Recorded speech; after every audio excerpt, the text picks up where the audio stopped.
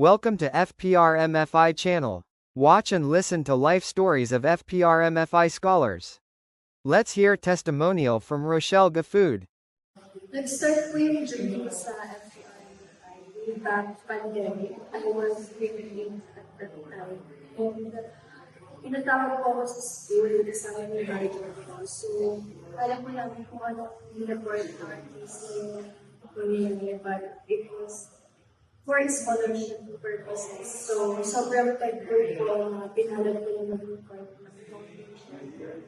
Kasi nag-enjoy din po ako ng panibagong support system na hindi lang po makakapagbigay ng tulong sa akin, sa aming financial, but emotionally and spiritually as well.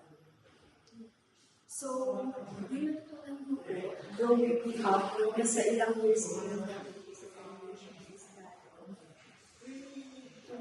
go out and take our comfort zone. It's like, hindi natin makikilala yung sarili natin.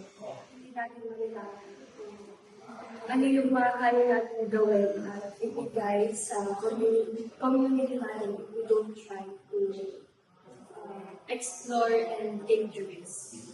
And sobrang grateful ko po na naging part of the organization kasi sa ilang years ko pananatin dito as a scholar. Marami po akong natutunan sa mga bumubuo po and sa aking mga scholars din. Sobrang gandang platform po ng binibigay ng foundation para po maipakita ko naman yung mga skills namin as individuals, as students.